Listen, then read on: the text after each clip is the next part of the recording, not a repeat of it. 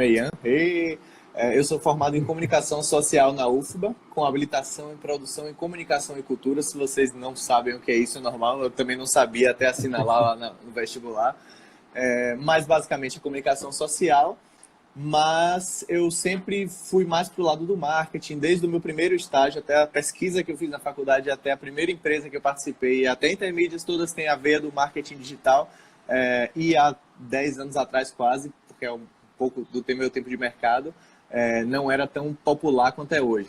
Assim, cresceu muito nesses 10 anos, tem muito para crescer ainda, mas é meio que um mato sem dono, assim, não tinha nem referência bibliográfica quando eu fiz meu TCC, para você ter noção. Metade dos textos era em inglês, e estou falando de 10 anos atrás, não estou falando de, sei lá, 50, sacou? Então esse sou eu. A Intermídias é minha segunda empresa. A primeira é uma empresa chamada Salve Digital, ela também era uma agência de marketing, só tinha características diferentes, e inclusive vou trazer uns comentários sobre essas mudanças também, da coisa de entender o mercado, de tentar captar oportunidades e se aproveitar dessas oportunidades.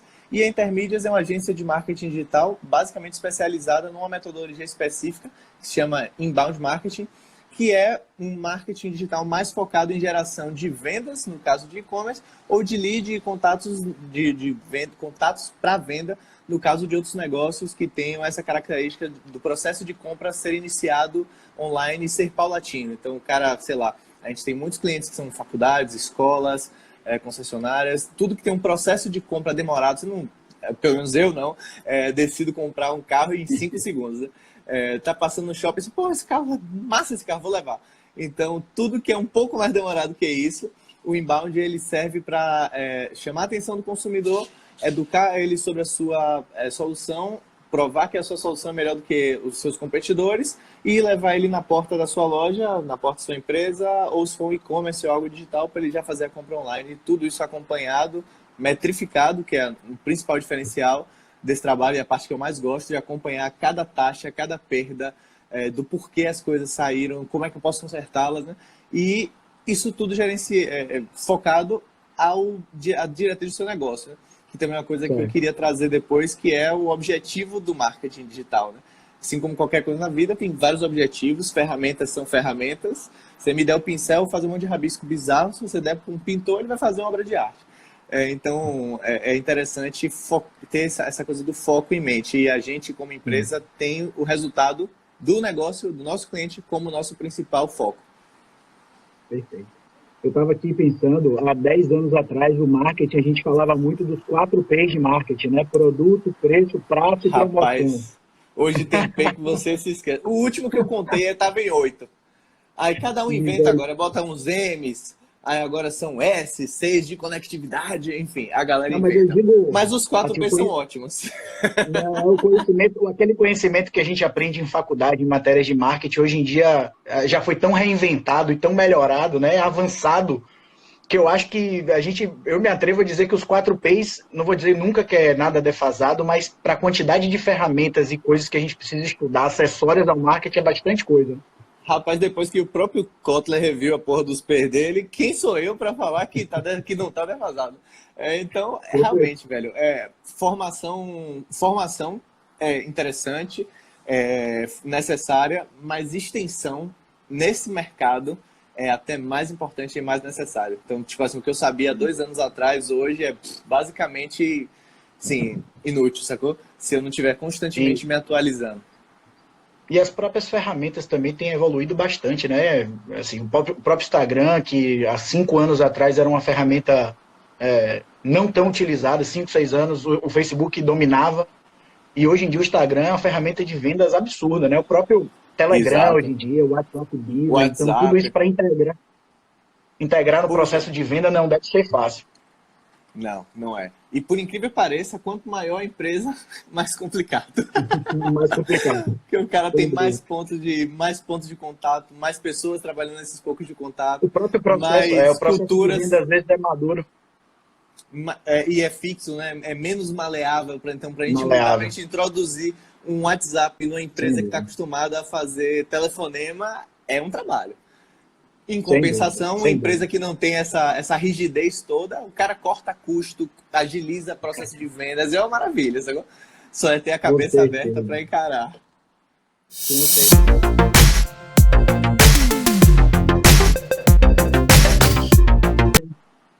dos sócios. sócios. E Então, essa foi uma dificuldade. Essa foi uma dificuldade, principalmente com burocracia, cara. A primeira grande diferença que eu senti quando saí de ser um dos sócios que não cuidava dessa parte, eu cuidava da operação, do andamento dos projetos, da parte técnica, para ser um diretor financeiro, também executivo financeiro, é que, porra, é balancete. Fluxo de caixa, nota fiscal, declaração de simples, passou do limite do simples, sim, aí alguém vai multar a gente agora. Mas, enfim, quando o Google passa do limite, trava. Quando o simples passa do limite, não acontece nada. Daqui a 1000 anos vem uma multa. Enfim, burocracia. Eu já entendi de onde veio. Eu já entendi de onde veio o seu aprofundamento nesses temas já. Já entendi. Pois é. Google são Google. Google e o Conta Azul, velho. Assim, basicamente tudo que eu buscava, o Conta Azul tinha uma resposta, algum sistema de gerenciamento, e terminou que isso, eu fui vítima do meu próprio inbound, né? Eu terminei sendo educado por algumas plataformas e usei elas, adotei elas para facilitar a minha vida. Então, criar padrões, assim, então, dificuldades, né? Certificados, nota fiscal, burocracia, declaração. E aí, para superar isso, eu fui criando padrão. Então, porra, toda vez que me pedirem uma declaração, não sei o que, eu tinha lá, criava um padrão, pesquisava, validava com o consultor, com o contador, e aí salvava. Ou automatizava. Então, o próprio Conta Azul ajuda a automatizar algumas coisas, você já viu ali que ele dá algumas opções, mas não para por aí. Assim. Então, tem outras, eu sei que com certeza vou bater no limite que vai precisar de outras coisas, mas automatizar, criar padrão, senão você mergulha num poço de burocracia, de coisas que você não foi treinado para fazer. Como eu na faculdade de comunicação, ninguém nunca me falou que eu ia precisar na minha vida emitir a nota fiscal. Então, você termina se dedicando muito a isso e pouco ao seu negócio, ao crescimento ou à sua operação, sacou? Esse foi uma dificuldade brutal. Imagina, se isso é uma dificuldade para quem fez marketing e comunicação, várias profissões passam por isso, né? O médico não tem uma matéria de gestão clínica, por exemplo, quando ele pretende abrir uma clínica. E eu vou fazer aqui a meia-culpa também. Eu fiz faculdade de administração, faculdade federal, e a minha cabeça foi muito voltada pelos professores para ser funcionário público, porque a UFBA ela tem um viés de empresa pública, ou para ser empregado de uma empresa privada, grande, uma empresa grande. Então, em nenhum momento me incentivaram também, ou fizeram coisas que me levassem a empreender ou abrir uma empresa. Então, se de fato a gente depender da faculdade, a gente não vai rolar, não vai gerar. Por isso que eu falei, véio, formação é importante, mas extensão, e a galera acha que extensão, quando fala de extensão, falando de cursos, pós-graduação, MBA, isso é legal também, eu tenho uma opinião sobre isso, mas acho interessante, fundamental, mas extensão própria e ser um pouco autodidata mesmo, para mim, é uma das coisas que me deixa um pouco mais safo nessas áreas, sacou? Porque se você não sentar sua bundinha na cadeira, pesquisar no Google, validar com quem sabe mais do que você e entender que esse esforço todo foi um investimento, não foi perda de tempo, porque você vai ter que fazer isso, você teria que fazer essa mesma tarefa daqui a 5 minutos e agora vai ser muito mais fácil. Você não vai ser preso aí nesse mar de burocracia e coisas chatas. Eu acredito que você deva ter passado por um grande desafio que foi compatibilizar tempo para conseguir continuar tocando os projetos de marketing dos seus clientes e, ao mesmo tempo, buscar essa capacitação de maneira um pouco mais aprofundada. É justamente isso. O micro e pequeno empresário, no início, ele está afogado, ele não tem ninguém do lado, o sócio, às vezes, não tem interesse nenhum em participar da gestão, quer participar só da parte técnica, e ninguém ajuda, e aí você fica encalacrado ali, poxa, eu vou aprender como. Eu acho que você teve condição de atacar, priorizar aquilo que era crucial para o seu negócio e, de fato, se dá bem isso daí. Mas olhando...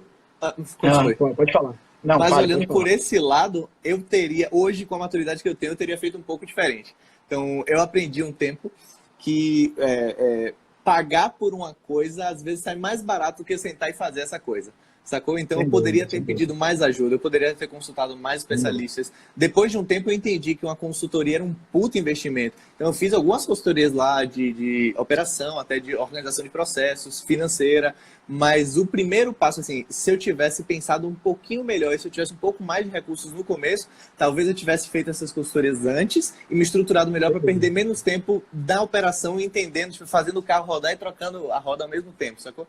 Então, enfim, já fica a dica aí para a galera.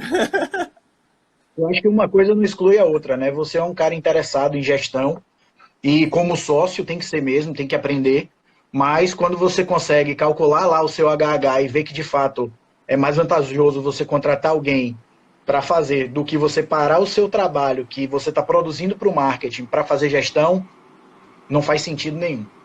Sim, sim.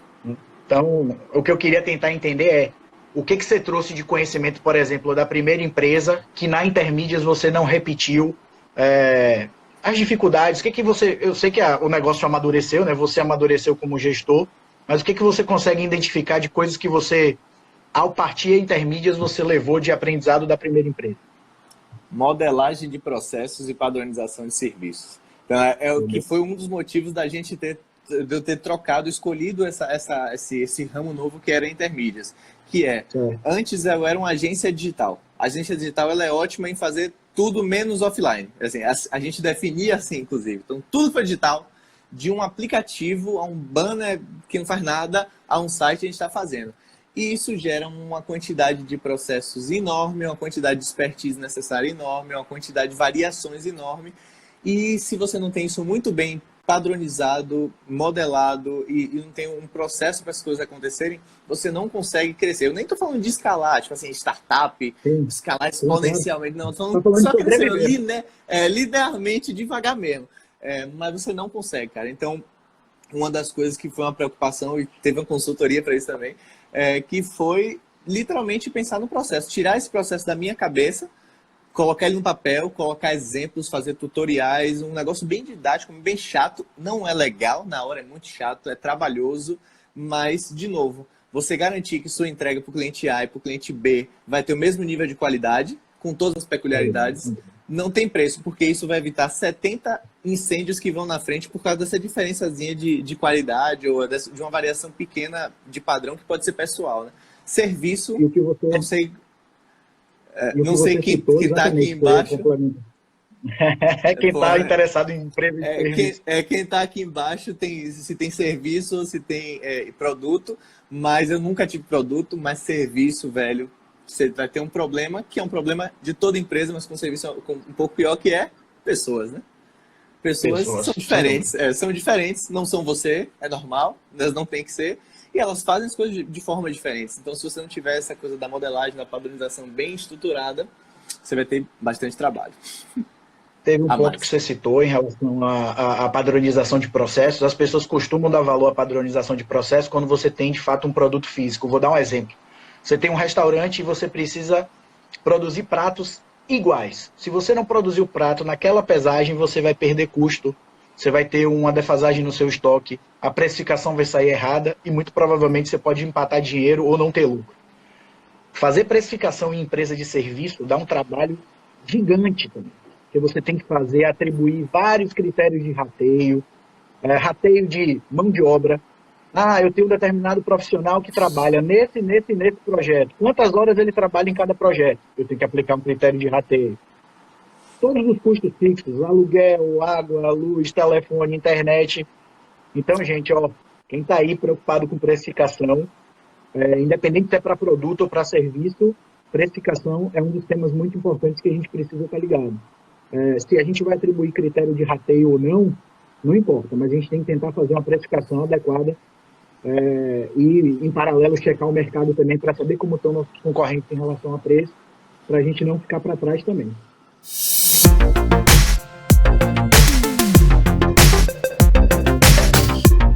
Não sei nem se eu poderia estar falando isso, mas prestar serviço para empresa pública é um problema. Por causa de uma coisa chamada prazo de pagamento. Então, muitas vezes, é o exemplo clássico de empresas que... E meu contador me falou isso e ele falou uma hora péssima que eu quase surtei. Muitas empresas falem quando estão vendendo muito. Vendendo muito, só que elas demoram muito para receber. Então, se você não tiver um planejamento muito bom, um capital de giro, um fluxo de caixa que sustente isso, você pode estar vendendo que é uma beleza, mas você pode falir da noite para o dia porque não tem dinheiro para comprar o pão, sei lá, o cafezinho. Me arrepiei quando você falou do capital de giro. Uma vez, a gente assim, enfim, eu sentei com o meu sócio e a gente começou a fazer conta. Pronto, vamos ter que vender o quê? Vamos ter que vender o carro, vamos ter que vender alguma coisa. porque a gente está devendo 90 mil anunciar ao Google e o Google não posterga. E o cliente não pagou, no cliente público, e a gente vai fazer o quê? Bater na porta e esperar com 70 outros fornecedores falando, entre na fila aí, para ver quem fale primeiro. Enfim, e foi uma situação realmente difícil.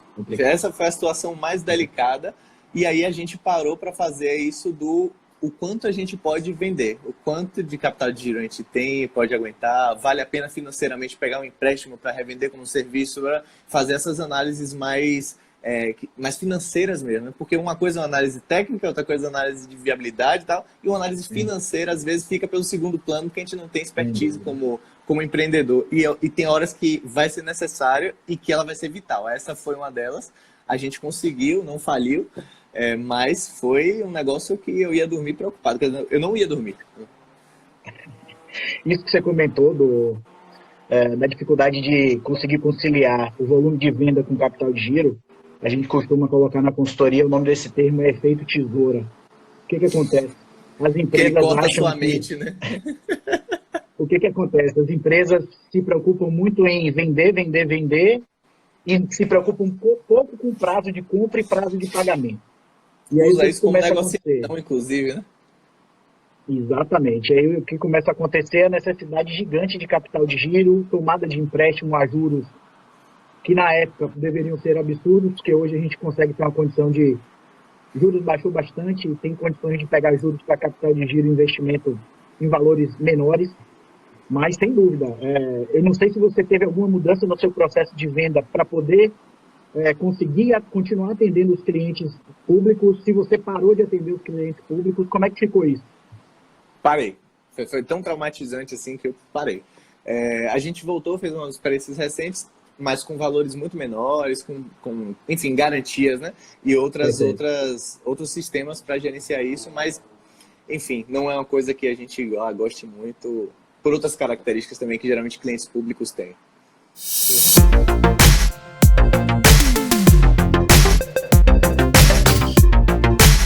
Rapaz, eu gosto muito de comunicação digital, não é só porque eu trabalho com isso, mas porque eu acho que é uma forma de democratizar a publicidade. Então, se você pensar que há, sei lá, 40, 50 anos atrás, você tinha que brigar por 15 segundos na Globo e aquilo ali ia ser 300 mil, 400 mil reais, verdade. Quem é o pequeno e microempresário que ia fazer isso? O cara ia falir só nessa, né? Então, é muito legal essa democratização. É uma parada que está crescendo loucamente, é um mercado que no Brasil ele é criativamente avançado, mas ainda tecnicamente um pouco aquém do resto do planeta, e principalmente em um aspecto que é o nicho, a especialização. Então, hoje a gente tem agências digitais que já são mais como a minha, elas não são só agências digitais, elas têm um foco. Tem umas que têm foco em branding, que é a projeção de imagem, né? Não é fazer resultado, venda, lead, mas você projetar a imagem, ter um público, formar audiência.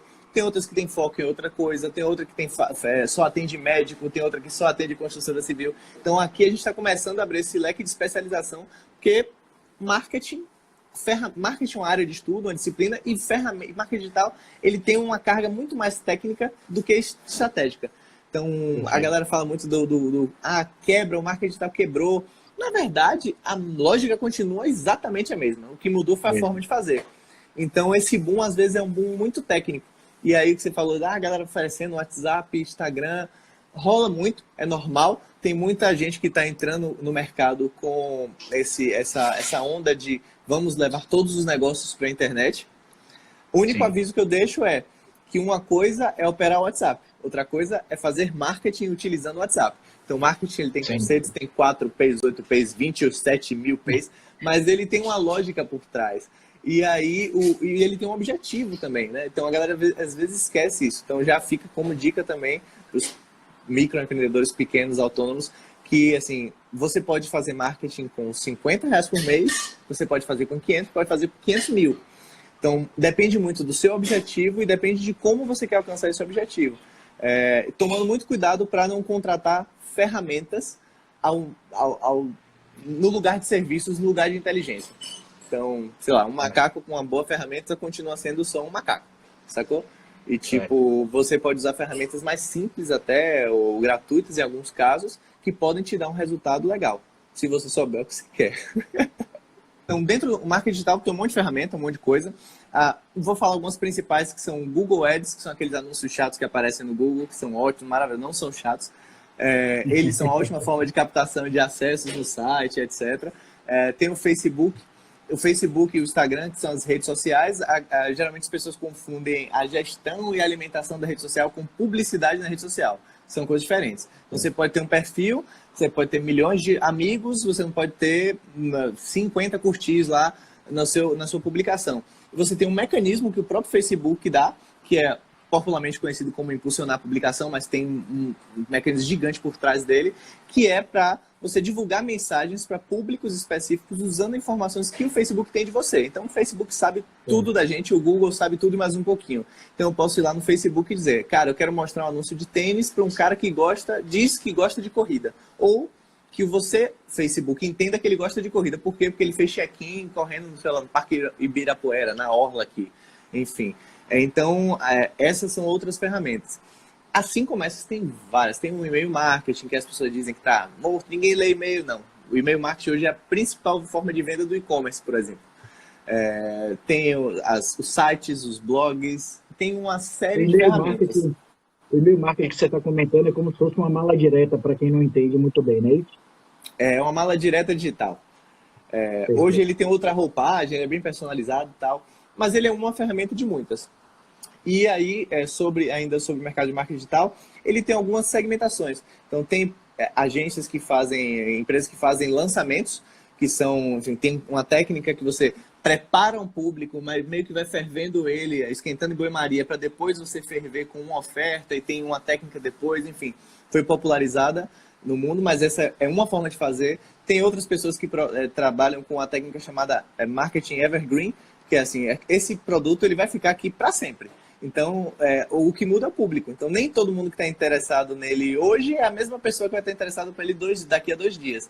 E aí é construída toda uma estrutura que usa o Google, o Facebook, para identificar essas pessoas de forma recorrente e ir apresentando elas ao seu produto até você comprar.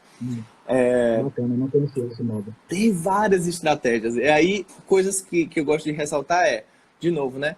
Abordagens diferentes, ferramentas diferentes, objetivos diferentes e forma de mensuração diferente. Então, há 10 anos atrás era super comum a gente contratar marketing digital com a agência e o relatório que vinha de volta com R$100 você teve 100 cliques, 1.000 impressões e, sei lá, 98 acessos no site. Se o seu objetivo for aparecer com o máximo de gente possível, beleza. Impressão que mostrou, né? Você viu aquele anúncio e tal. Se o seu objetivo for ter visitantes no site, porque você é um site de notícias ou querem que leiam o seu conteúdo, é legal também. Mas se o objetivo foi vender, esses 3 dados não te disseram nada. Sacou? Então, saber o que mensurar é fundamental também para você saber o que você espera, onde você investe mais, etc, etc. O Vitor fez uma pergunta aqui. Vocês acham que a profissão social media está sendo banalizada, que as pessoas estão sendo menos técnicas e achando que o fato de consumirem redes sociais as credenciam a trabalhar com isso? O que você acha? Com certeza. São os vulgos blogueirinhos. Hoje até está melhorando esse cenário, porque experiência, né, cara? É um mercado que tem, sei lá, no máximo 15 anos. Então as pessoas estão começando a separar o joio do trigo. Mas há 10 anos atrás, todo mundo que conseguia editar uma foto bonitinha no Photoshop, publicar isso no Instagram e divulgar para ter 10 curtidas, o cara dizia que era social media. E aí social media virou uma coisa que há 5 anos atrás 10 anos atrás era bem paga, porque ninguém sabia fazer. Há 5 anos atrás era bem paga e bem valorizada, e hoje já perde um pouco do valor. Tem muitos colegas meus que trabalham nessa área e ficam se sentindo táticos demais e não estratégicos, porque a função era literalmente um postador. Aí a parte estratégica ficava longe, né? Ficava com outro profissional, que geralmente era outro setor, o planejamento ou a criação. Uma agência tradicional ela é formada por vários setores. Os principais são criação, mídia, produção, planejamento e atendimento. E bote aqui qualquer nome relacionado à internet. Digital, internet, Nuca, online. Eu acho que a galera joga tudo. a maioria do grande público associa marketing digital, eu acho, pelos clientes que eu pego de micro e pequeno, principalmente, que é um público que ainda, por não ter braço, não ter condição de abarcar atividades como essa, eles acabam entendendo que as atividades de marketing digital são vinculadas à carga, a fazer conteúdo e a postagem. Então, não sabe o que tem um processo, uma modelagem de processo de venda que nada tem a ver com a criação, também tem a criação, mas a gente precisa entender como é essa modelagem através do Google Ads, como fazer o funil de maneira perfeita, de acordo com o foco que você tem na empresa, né? Pois é, então é o que eu brinco com a galera, assim, geralmente quando o cliente vem para mim, ele fala assim, eu quero redes sociais. Eu falo, pô, esse cara já não quer ser meu cliente, porque ele não tem um problema. Ele quer uma coisa, porque ele quer isso, pode ser inveja do concorrente, pode ser porque falaram a ele, mas ele não tem um problema, tipo, eu preciso vender mais ou eu tenho um produto que tem um problema de imagem. Como é que a gente vai resolver? É pelas redes sociais, se relacionando com a base atual de clientes por WhatsApp, por e-mail, melhorando minha comunicação no meu site para ele parecer mais profissional. Então, geralmente, quando o cara vem com uma demanda específica, sem contextualizar essa demanda, ele está muito no tático no que disseram, que é normal também. É muito normal. Hoje, em 2009, eu era estagiário de uma agência de comunicação e aí a Tecnisa, que é uma empresa, uma grande construtora, acho que sediada em São Paulo, ela vendeu um apartamento pelo Twitter. Vender um apartamento, né? O cara disse pelo Twitter, oi, tudo bem, quero saber mais. O corretor entrou em e-mail, em contato por e-mail, telefone e vendeu a porra do apartamento. Nada demais. Nada que hoje toda construtora de Salvador tem um cliente que faz isso todo santo dia por 5 meios diferentes. Mas na época, meu telefone nunca tinha tocado, Branquinho. Foi a primeira vez que ele quase uma lágrima desceu aqui. E aí meu telefone não parava de tocar por causa da inveja. Então, todos os clientes da agência queriam ter redes sociais, todos os clientes queriam vender pelo Twitter, e ninguém lembrava que a Tecnisa estava há 5 anos fazendo isso, que tinha uma estratégia, que tinha uma equipe, que tinha uma linha editorial, que tinha investimento, e o cara simplesmente queria acordar e vender pelo Twitter. Eu acredito. A comparação é inevitável e a imitação né? É inevitável, acaba sendo inevitável também. Para empresas de esporte, não tem dúvida. Pois é. Agora me diz, até a fala um falta pouquinho de... da Intermídia. Pronto. A gente tem uma operação centrada no resultado. Então, o começo de tudo é identificar o que é resultado para você e por que você veio procurar a gente. Tá, eu tenho um problema na geração de contatos interessados na minha faculdade, que é um exemplo real. Aí a gente vai buscar entender dentro do próprio cliente, a gente faz uma pesquisa que a gente chama de pesquisa de personas, entender dentro do próprio cliente quais são os perfis de cliente dele, né? Esses alunos, eles são o quê? Homem, mulher, a idade, o que é que motivou ele a fechar com essa faculdade, cursar essa faculdade, por que ele escolheu ela em detrimento de outra, o que é que ele viu de bom, o que é que ele viu de ruim, e a gente parte para o apelo contrário. Pronto, se esse cara existe, esse cara ele é uma estatística, a gente não parte de uma pessoa, né? A gente parte de algumas. Então a gente constrói um perfil de cliente e constrói um fluxo de comunicação, uma série de ferramentas, na verdade, a concatenação entre o anúncio do Google, o anúncio do Facebook, a própria linha editorial da empresa no Facebook, no Instagram e no site, para chamar a atenção desse cara que tem um perfil que a gente identificou e trazer ele em contato com a equipe de vendas do nosso cliente. Então, basicamente, a nossa missão principal é essa. A gente, aproveitando que você falou do funil, né? A gente trabalha com o conceito de funil de marketing, que ele tem etapas. Então, na primeira hora, eu quero meramente desconhecido e minha função é atrair esse cara. Depois que ele já nos conhece, está no nosso site, nas nossas redes sociais, eu preciso identificar esse cara, eu preciso converter ele em um contato.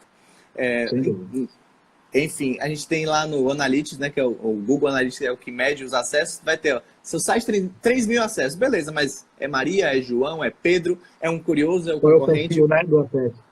Exato, você não sabe identificar. E quem é a pessoa? Se eu quiser falar com esse cara de novo, como é que eu falo? Não tem.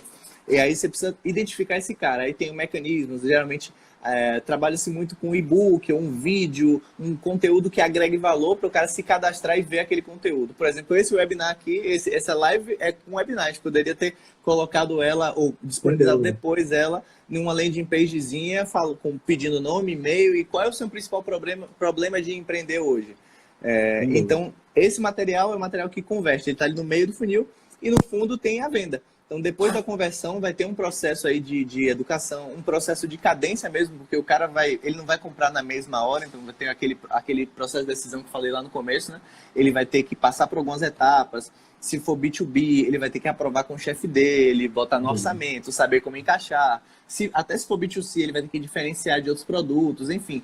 Vai ter uma etapa aí de decisão e, no final de tudo, se ele estiver pronto, a gente já passa o contato dele, isso é reconhecido automaticamente pelas plataformas que a gente usa para o setor de vendas. Então, é aquela boa, não sei se vai acontecer com você, mas você abre um e-mail de empresa, dá 2 segundos, o telefone toca da empresa. Que coincidência, não é coincidência, cara. Você está sendo monitorado e a gente sabe o momento que você abre, clica, e isso aí aumenta brutalmente as chances de você ter uma boa conversa. Pode ser que você não feche naquele momento, mas a imagem que você constrói e o começo de uma relação de vendas, se for assim, ela já tem meio caminho andado para dar certo. Então, basicamente, hoje é o que... Do lead qualificado, né? Não adianta ter só os leads se eles não forem qualificados e você consiga minimamente manter um relacionamento com ele, mesmo que ele não feche, mas que você continue recorrentemente tentando vender para ele. Exato. Até ou usando ele como referência. Então, o cara pode não fechar. Como eu fui um lead não qualificado do Conta Azul por algum tempo. Eu baixei todas as planilhas de fluxo de caixa, e não contratei eles. Mas super falava bem. Então, tipo, alguém falava, pô, como é que você tá aprendendo sobre isso? Rapaz, vai no Conta Azul, tem um monte de planilha, um monte de exemplo. Eu devo ter vendido umas 20 contas desse negócio só de indicação, sem ter sido cliente.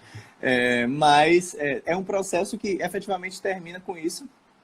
E, enfim, e funciona, que é o mais interessante. A gente tem, você falou de que às vezes eu não posso dar nomes, mas eu vou citar um exemplo, 2 exemplos. Um exemplo é bem prático e outro exemplo é mais complexo. Então, a gente tem um médico no Rio, proctologista. Então, a gente faz esse processo para um médico proctologista. Agora, imagine como é difícil falar de anos e de problemas de anos na internet. Enfim, esse cara, ele tem um investimento razoável, ele tem uma infraestrutura mínima, ele veio com um pedido de quero fazer redes sociais, a gente converteu esse pedido em quero colocar mais pacientes no meu consultório, ele é cirurgião. Então, a gente fez uma oferta simples, que é conteúdo sobre os possíveis problemas, tudo seguindo as regras do Conselho Federal Médico. Então, a gente não dava diagnóstico ou solução, a gente só comentava os diversos problemas e o que tem de gente buscando no Google, porque o Google é praticamente um médico, né? Então, você tem sangramento nasal aqui, você vai botar no sangramento nasal, o que significa, o que é? Sempre é câncer. Minimamente para você parar de ficar desesperado, né? Você vai ficar mais, porque sempre dá câncer. Se você falar, espirrei 3 vezes, é câncer. Então, a gente fazia conteúdos melhores do que é câncer, para educar o cara, né? E pegar o primeiro gancho de, pô, você tem um problema, a gente tem alguém que resolva esse problema, e aí cadastrava o cara, e uma mecânica muito simples de inbound, que não tinha quase nutrição nenhuma, e aí a atendente, a secretária desse médico, ele ligava na manhã seguinte, ou quanto antes, para esse lead. Então, a gente conseguia, assim, de 120 ligações ou contatos, solicitações de contato, 100 ele atendia. Era incrível. E aí vem os números mágicos, assim, né? Que se você pegar...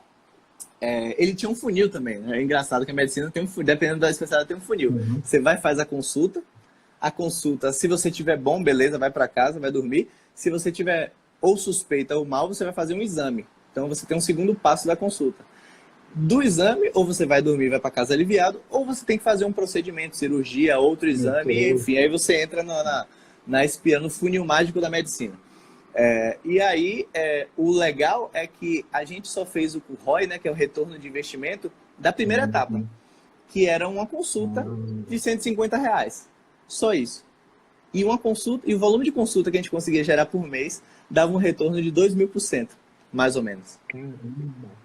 Então era absurdo. Em cima da consulta, então você não conseguia só da os resultados de exames ou de procedimento cirúrgico. Exatamente. Eu sei que hoje ele tem 2 anos de casa, ele é nosso cliente até hoje, então eu acredito que continue isso ou maior. Com certeza. E esse é um exemplo muito simples. Esse é um exemplo muito simples. Então, mecânica direta. Google, alguém buscou o sintoma, cai num blog, que a gente perdeu um bom tempo. Eu fico aqui na curiosidade de saber quais foram as palavras-chave que você usou no Google Ads. Rapaz, vai de edema anal, hemorragia anal. Posso continuar. É, mas era bem tenso, era bem tenso. E o Eu pior de imagino, eu tudo é imagino. que o volume de busca é muito grande. É gigantesco. Se você pensar, que em termos de qualificação, né, para ser bem comercial, qual é o cara mais qualificado? O cara que quer saber o que é um proctologista ou o cara que busca edema anal? O cara já ele já sabe o que está acontecendo, já é lead qualificado, check. Com certeza. Cheque mesmo. Então, essa é uma mecânica muito simples. Então, investimos no Google, levamos para um blog que ele tem... a gente teve que investir em conteúdo, tá? Por exemplo, a gente não tinha nenhum médico para escrever. Então, a gente subcontratou um especialista, ele deu os conteúdos, a gente adequou para uma linguagem mais comercial e mais publicitária, né? Para não ficar um negócio muito técnico. Do post tem uns que a gente chama de call to action, que é um botão que leva para a marcação de contato, e o cara executava o contato. Duas ferramentas, se contar a ligação da secretária, 3, e uma mecânica simples e que qualquer empreendedor individual consegue colocar no ar. O outro exemplo é uma faculdade que tem 17 cursos de áreas diferentes, né? Alguns são na mesma área, claro, mas são cursos diferentes, com perfis de alunos diferentes, com praças diferentes. Então, imagina pegar tudo isso que eu falei de é um processo simples, 17 vezes, só que não é 17, às vezes o curso tem mais de um perfil, então vira efetivamente um emaranhado. E para esse cliente, a gente tem, salvo engano, 70 e poucos fluxos de comunicação, ou seja, 72 variações de ações pré-programadas a depender do que o cara disse que quer no primeiro cadastro. Então, eu estou até ignorando o esforço de pegar ele. Então, a gente pode anunciar no Google, no Facebook, leva ele para um site e ele faz o cadastro. Eu estou ignorando solenemente esse esforço, que é grande também, mas a partir daí, até ele pisar na faculdade, tem 70 e poucas variações de ação. Desde o cara de educação física e a mulher tem uma abordagem, porque para mulheres de determinadas áreas tem empregos, tem um tipo de emprego, para homens de tal idade tem outro determinado emprego, para homens mais velhos tem outro determinado emprego, enfim, tem uma série de... E isso são só de informações, né? Se você pensar que tem a automação, ela funciona também no processo comercial. Então, se o cara que vai lá, visita a faculdade e não paga o boleto, a gente sabe, categoriza esse cara e ele vai receber um aviso pelo WhatsApp, lembrando a ele que tem um passo faltando para ele concluir a matrícula e mudar a vida dele com a minha instituição de ensino. Enfim, então é bem complexo. Ian, eles são feitos em formato de campanha e vocês fazem uma campanha e acompanham essa campanha, ou o trabalho é, sei lá, é um contrato fixo durante 6 meses, eu vou fazer 2 campanhas e eu quero que vocês acompanhem. Como é que funciona? Os dois, mas basicamente é porque a gente chama campanha uma coisa diferente. Então a campanha publicitária normal, ela tem início, meio e fim e pronto. Então vai ser uma campanha do dia 1º de julho até 31, vai ter outdoor, TV, blá blá, e paf. E a 31 já muda, entra outra campanha. A gente chama de campanha o fluxo. Então, se eu tenho um curso e ele tem conteúdo introdutório, coisas para definir ele dos outros cursos similares e tal, todo esse processo de decisão do cara, da primeira busca até ele pisar, é a minha campanha para aquele curso. Então, o nosso serviço ele é cobrado mensalmente, mas nesses meses a gente vai construindo uma campanha para cada um produto ou para cada público que o cliente tem. Então, eu tenho clientes que são bem simples, um produto, um público, beleza? Eu tenho clientes que têm 4 produtos, para cada produto, 2, 3 públicos. E tem clientes que têm 17 públicos e aí lá vai fumaça.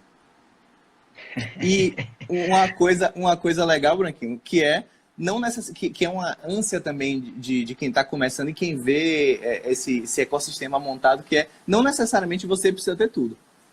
Ou você precisa começar tendo tudo, que são as dicas que eu separei aqui que eu não queria deixar de falar para a galera, que você já tem 4, relaxa, é bem rápido. Pode falar, tranquilo. Entender o todo, mas começar pequeno. Então, cara, você tem que ter a visão geral, mas o cara que quer começar a fazer tudo vai ter um puto investimento, vai ter tempo para preparar, vai ter que ter uma estrutura para atender, custo, enfim, tem uma série de questões que é muito mais tranquila se você vai construindo e vai entendendo como o mínimo funciona para escalar isso. Então, muitos clientes, no começo, eu consegui reverter um pouco dessa situação, eu quero tudo. Cara, começa daqui, depois vai aumentando, depois vai melhorando, depois vai fazendo outras coisas, até para você entender o retorno disso e investir nas coisas que mais fazem sentido para você. E aí vem a segunda dica, que é o oposto dessa, que é não permaneça pequeno. Porque é muito confortável. Eu tenho um cliente que é uma clínica de saúde e ele só faz hoje, o fluxo dele é mais simples até do que o do proctologista. Então só é basicamente Google Ads levando para telefonema e marcação de consulta. O cara se resolve todo pelo site. E aí o cliente ficou viciado, porque dá muito resultado. Porque o mercado dele, só o Google Ads já dá muito resultado. Né, a mente dele a ficar só nisso. Exato, é quando eu tento falar para ele, velho, vamos variar. Você não, imagine isso como investimento. Você pega o dinheiro todo que você tem e coloca só na bolsa, só no CDB, só no Tesouro Direto. Você distribui, você faz uma carteira, é a mesma coisa. Então, exato, mas é legal fazer enfim, falaram aí exatamente o ponto. O desafio é fazer esse cara entender que ele tem que diversificar e que o processo é gradativo.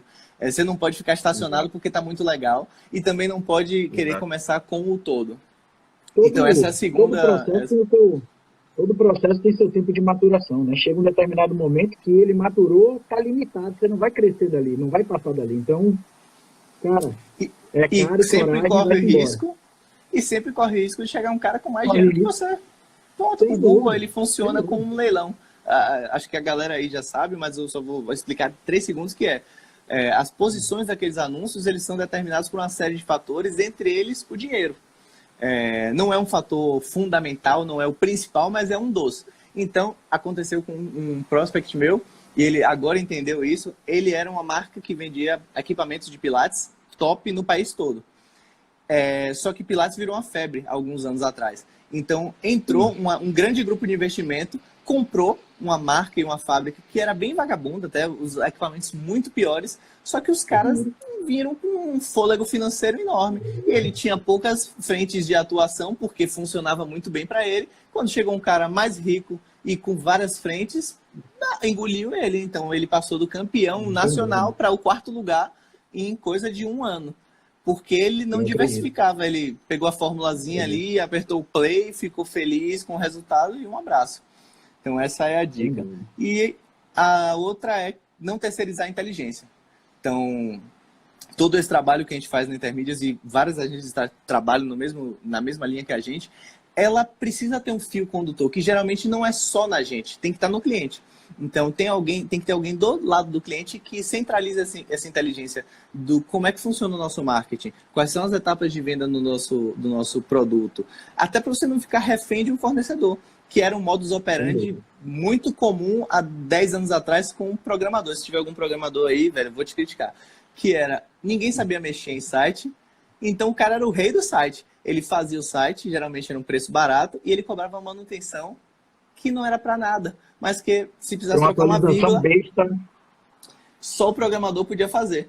Então, isso era um mercado ótimo, até que chegou sistemas como o WordPress, que é um sistema de gerenciamento de conteúdo, que você pode mexer no conteúdo do site todo sem auxílio de um programador. E aí quebrou esse tipo de mercado, quebrou esse tipo de venda. Uma profissão extinta, praticamente. Pois é, então... terceirizar a inteligência, cara, é ruim. E é ruim para o cliente também, é ruim para a agência e para o cliente. É muito legal na agência a gente ter uma pessoa que esteja pensando com a gente e pensando com a perspectiva do cliente. Porque por mais que a gente seja bom, a gente fica em um canto, o cliente fica no outro. E sempre vai ter aquele gap daquele detalhe que faz a diferença. Esse detalhe é o gerente de marketing, a pessoa de marketing, que no começo vai ser o dono, normal. Ele tem que tomar par. Senão fica descolado. Então, imagina imagina se Intermídias fosse não tem como você terceirizar a sua razão de existir. Né? Exato. Imagina se Intermídias fosse uns caras de terno e gravata, serão, que não fizessem uma piada. Sacou? Tipo, aí o cara ia ser vendido pelo terno e gravata, chegava lá e eu ia atender ele. O cara... Eu bati na porta errada. O ambiente prospera, o ambiente tem que ser dinâmico e criativo. Não tem pra onde fugir, cara.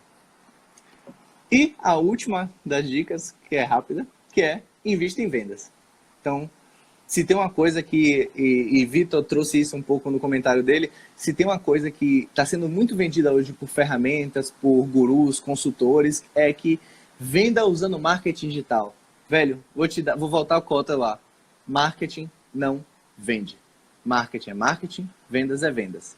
Inclusive, são setores com problemas entre eles, porque eles têm interesses diferentes. O marketing, ele vai zelar por imagem, por bons clientes, por trazer aquele lead qualificado, qualificar o lead. O cara de vendas vai zelar por bater meta. E ele tá certo. Os dois estão certos. Então, ele vai operacionalizar tudo. Claro, e tem que ser. Então, marketing digital ou não digital não vende. Então, não adianta fazer um puto investimento em marketing. Essa também é uma coisa que eu aprendi na tora com os meus clientes.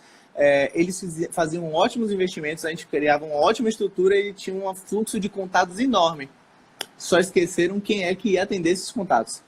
Então, era um problema. Se a estrutura por trás, o processo vai engolir você.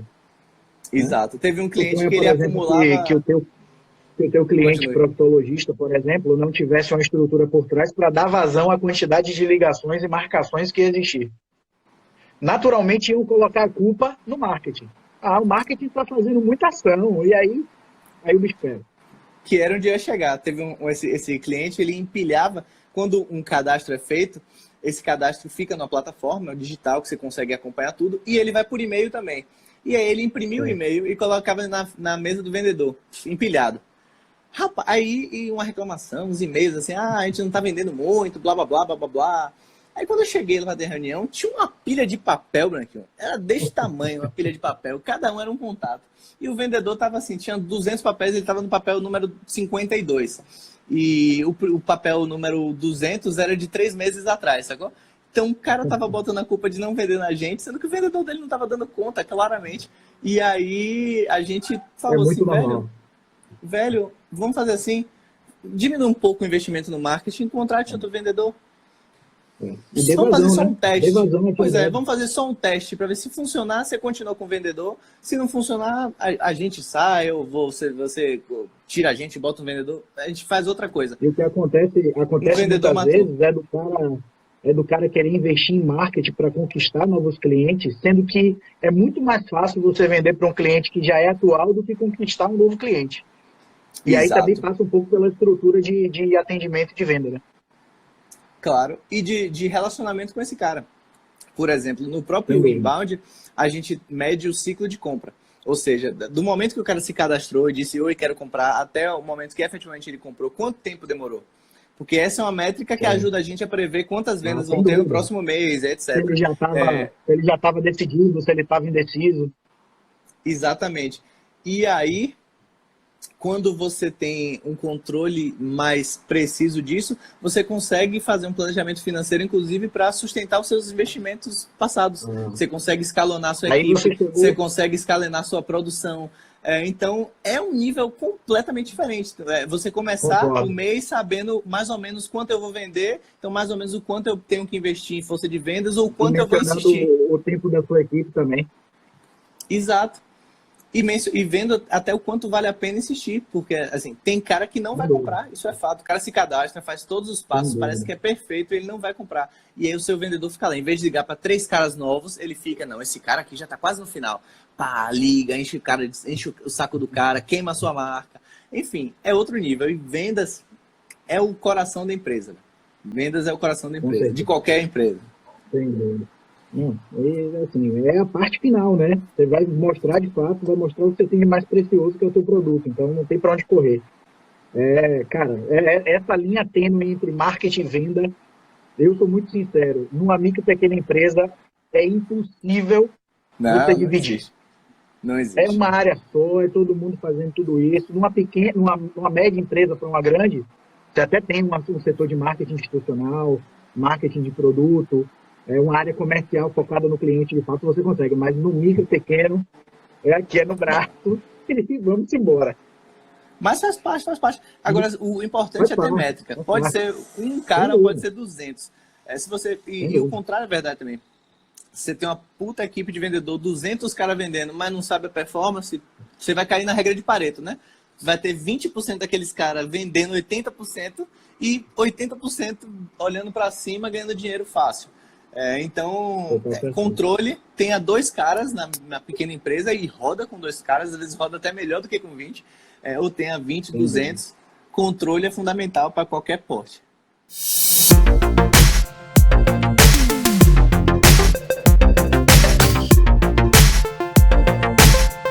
Pronto, hoje somos 12. É bom que o desafio é até relacionado com a estrutura. Então, hoje somos 12, 3 sócios, 12 colaboradores. E hoje, os meus principais desafios são continuar crescendo. Agora, diferente de toda empresa, eu quero crescer linearmente, não exponencialmente. Então, eu quero crescer devagar, de forma controlada, organizada, com previsibilidade, com responsabilidade. E para isso vem o segundo desafio, que é criar níveis de liderança e de cultura dentro dos seus colaboradores. Então, o que rola muito em muitas empresas você tem um cara que está no topo, que é o coração da empresa, que tudo depende dele, que sabe tudo e que resolve todos os problemas. E tem a equipe que basicamente é a equipe...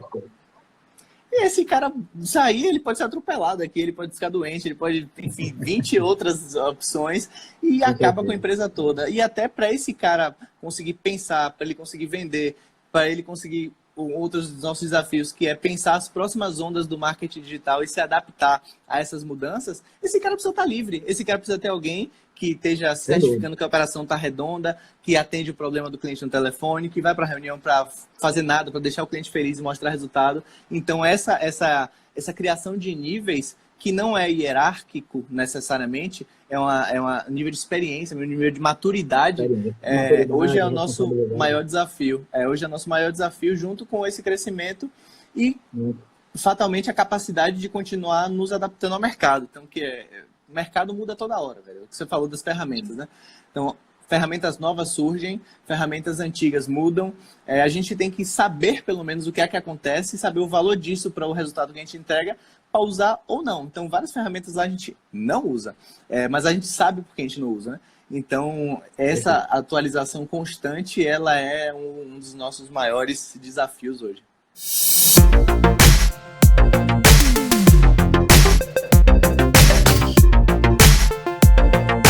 Mas acho que você até sabia essa, porque você sabe que eu sou o louco das planilhas.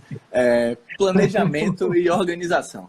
Então, antes de fazer qualquer coisa, ou durante a empresa, planejamento e organização são fundamentais. Então, velho, faz simulação, faz benchmarking, conhece outras empresas, não tenha vergonha. Tipo, eu fiz isso recentemente, acho que uns 2 ou 3 meses atrás. Não, mentira, foi mais tempo. Mas a gente foi em São Paulo ou em outra praça que seja mais referência do que a nossa, se é assim, ou até na sua praça.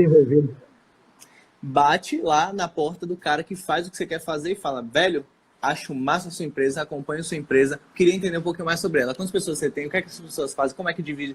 Rapaz, a galera é muito mais aberta a falar essas coisas, principalmente quando tá em outra praça, até porque não é seu concorrente. Mas o ambiente do marketing, ele é assim também. Mas tem outros ambientes que são, velho, mas eu acho que a gente, enquanto empreendedor, também fica meio acanhado, porque você não faria isso. Porque você passa assim, porra, se alguém parasse aqui e perguntar como é minha equipe, quantas pessoas tem, eu não falaria tudo. Assim, não, o velho, medo natural, assim, né, da cópia do negócio, medo dos caras empreenderem e tomar cliente e tomar mercado seu. Pois e porra, é uma puta insegurança, né? Porque se você tá no mercado há um tempão e vê um cara que tá entrando e vem te pedir dica, porra, se o cara conseguir roubar seus clientes, você é muito incompetente, você tava na base da sorte ali.